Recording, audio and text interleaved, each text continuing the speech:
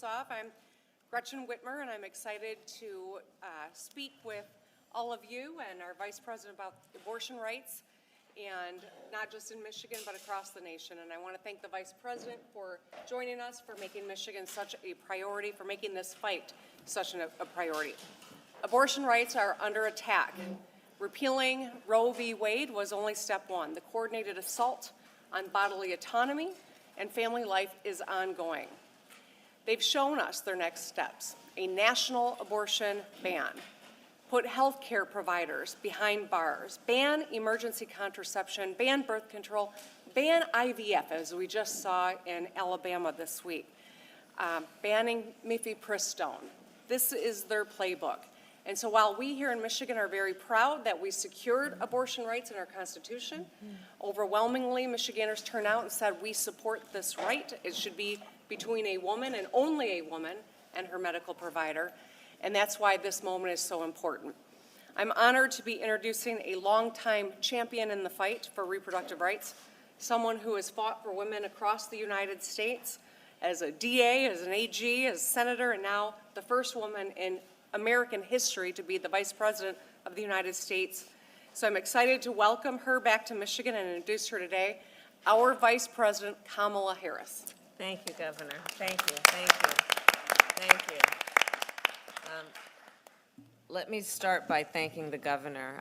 The last time I saw you, we were together at my home, and your leadership in this state and your national leadership has been extraordinary. And you and I have been talking about many issues over the years in our collective fight to secure the rights and the freedoms of the American people. And you and your legislature, the Michigan legislature, have been extraordinary and a real role model for the country about what leadership looks like on this and so many other issues. So it's my honor and pleasure to be with you, Governor. I also want to recognize Senator Stabenow, who I had the great honor of working with in the United States Senate. I think Michigan knows the senator well, but she really is extraordinary. She is such a fighter. I have worked with her. Everybody's laughing because they know her, right? Debbie Stabenow, I'm telling you, whether the cameras are on or whether they're off, she's the same person. She cares so deeply about the working people of America, the women of America, and you've been a dear friend to the President and me, and such a courageous national leader, as well as a leader here in Michigan, Debbie. So thank you. It's great to be with you. And Representative Skolton, today is her birthday. I will not lead the press in singing happy birthday to you, but I want to thank you as well for your courage in the United States Congress and the work you are doing on this and so many other issues.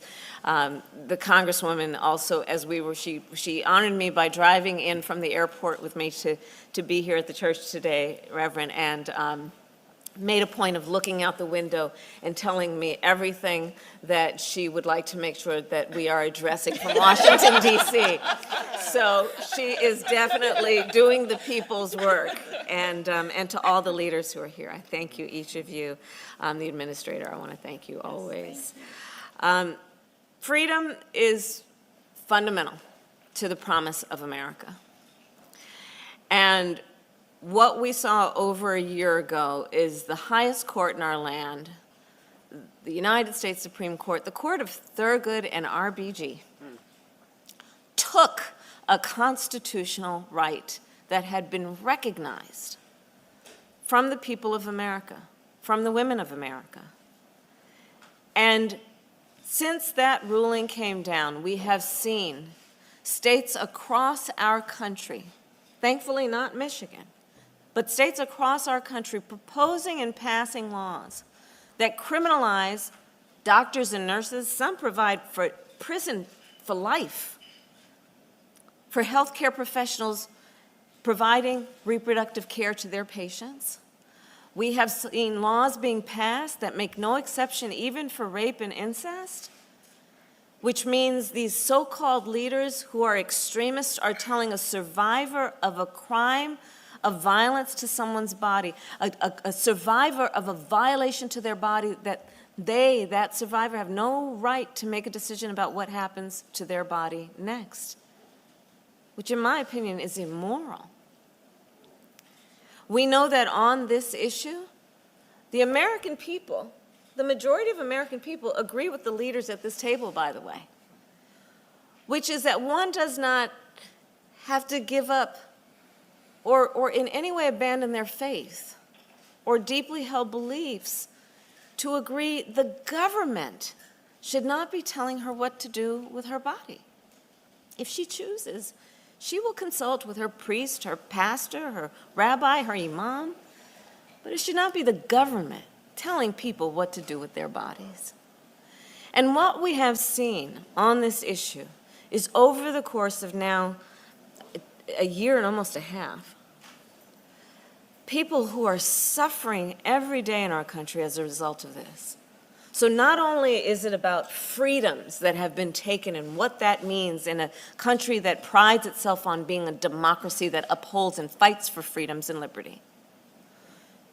It means that in states across our country, people have been suffering. And we must be explicit about what that is, because this is not a hypothetical point.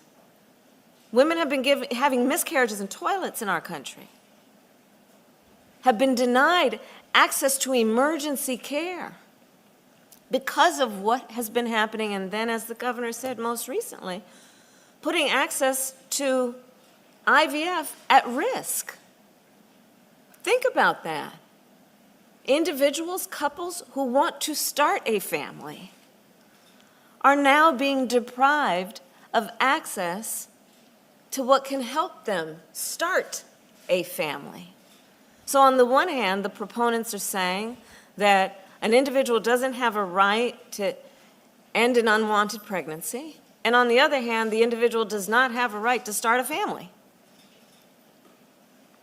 And the hypocrisy abounds on this issue when you also consider that in the top 10 states with maternal mortality, there are abortion bans. I have often challenged the folks in those states who propose to say that an abortion ban is in the best interest of women and children. Ask them, why have they been so silent on an issue like maternal mortality? Where in our country, black women are 3 to 4 times more likely to die in connection with childbirth than other women. Native women, twice as likely. Women in rural America, similarly, more likely. So this is an issue that is about fundamental freedoms and liberty, and it is an issue about harm, real harm that is happening to people every day in our country. And one must then ask, well, okay, how did this happen? And I would say, ask who's to blame. And I'll answer that question. When you look at the fact that the previous president of the United States was clear in his intention to hand-pick 3 Supreme Court justices who would overturn the protections of Roe v. Wade, and he did it. And that's what got us to this point today. And that same individual, the previous president of the United States, then openly talks about how he is proud of what has resulted, proud of the fact that doctors and nurses can be jailed for giving reproductive care, proud of the fact that women are being forced into situations where they could literally, their life is at stake in terms of having a miscarriage and not being able to have the medically required treatment, proud of the fact that so many young women in America now have fewer rights than their mothers and grandmothers. So this is a very real issue, and I thank again the governor and the Michigan legislature for all you have done. But do understand, the people of Michigan cannot sit back and take comfort without also understanding that elections matter and that there is a full-on concerted effort to pass a national ban, which would mean the people of Michigan would not be as safe. And so let's understand the connection between all of these issues and the responsibility and the role that we each have to protect these fundamental freedoms and the people of America to be able to make decisions about their own lives and the future of their family. And with that, I want to thank everyone again, and I'm going to turn it over to Representative Skolton to moderate our discussion. Thank you, Thank you. so much, Madam Vice President. As a person of deep faith myself, as the first woman and mother in West Michigan history to represent us in Congress, I can tell you, even though we have come so far in Michigan, women like me are still terrified about what might happen. And that's why I, every day, am working to make sure that we have constitutional protections over these rights and over these freedoms. Even as much as the work that I'm doing here in West Michigan is groundbreaking, we all stand on the shoulders of giants. And there is no taller giant in Michigan than Senator Debbie Stabenow and the work that she has done to champion women and protect our freedoms. We want to give her a moment to say a few words as well. Well, thank you. I love saying Congresswoman. I love that. Happy birthday. Thank you. Birthday. And welcome back to West Michigan. My dear friend, I have to tell you, it was so wonderful working with Senator Kamala Harris, and as a partner, as a friend, as an ally, fighting the good fight in the Senate, and then to see you step into the vice presidency role made me so proud, so proud. And I have to tell you that whenever I see the vice president sitting in the chair up front, I know we have the votes to pass whatever we're going to pass. I feel so confident. All these judges that we've been able to pass together, really. And so thank you.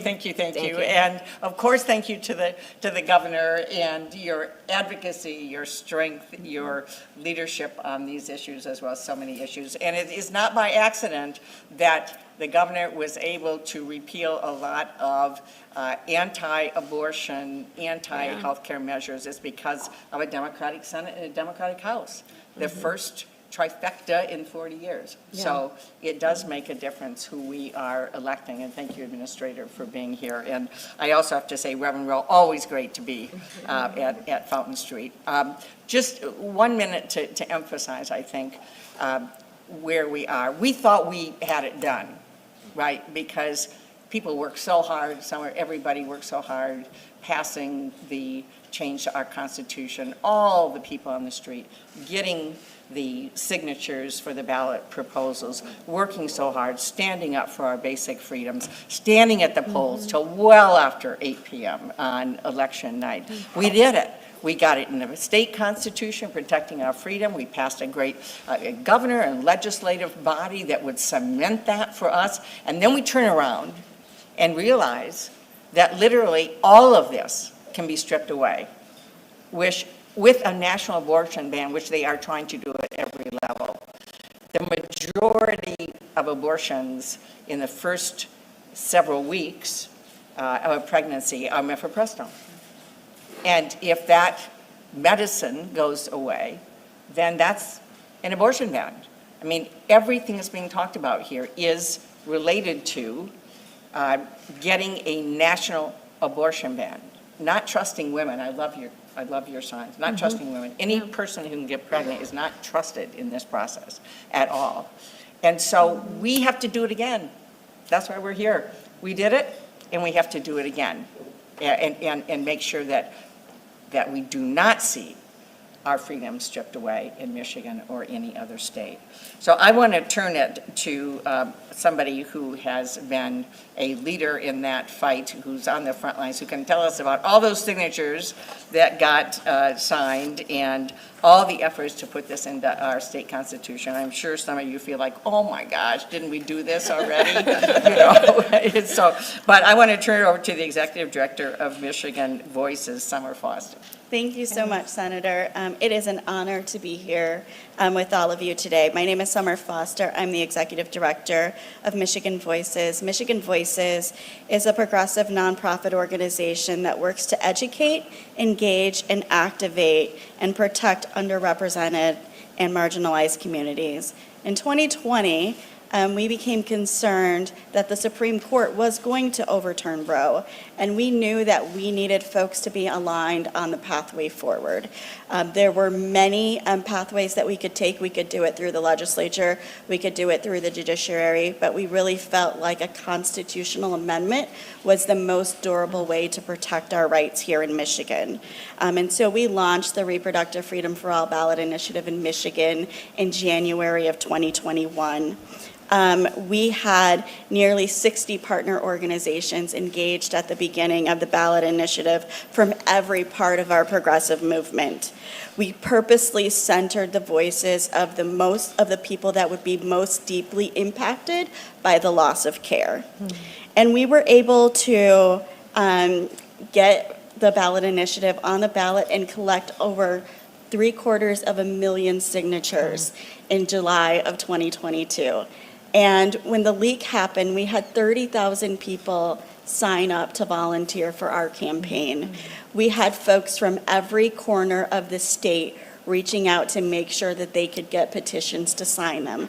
I remember one day we had a signing event at a coffee shop in Canton, Michigan, and an 18-year-old showed up and they desperately wanted to sign the petition, but they were not registered to vote yet. So they took out their phone and registered to vote on the spot to make sure that they could sign the petition. We heard stories from doctors who were deeply concerned about their patients, from mothers who were so angry that their kids were going to live in a country where they had fewer rights than they had growing up, and for young people who were really afraid of their future. In the end, the ballot initiative passed. Overwhelmingly, Michiganders said that they wanted to protect reproductive freedom in Michigan and secure the legal right to abortion, but we know that those rights are still at risk because we know that there are politicians and judges on a national level who want to take those rights away from us, the rights that we in Michigan fought so hard to keep. And so we stand ready for that fight, and we're so glad that we have champions to stand with us. Thank you. Thank you so much, Summer. We look forward to continuing the conversation, but this does conclude our press portion of the dialogue. So we'll ask the press to leave the room and we'll continue the off-the-record conversation. Do a quick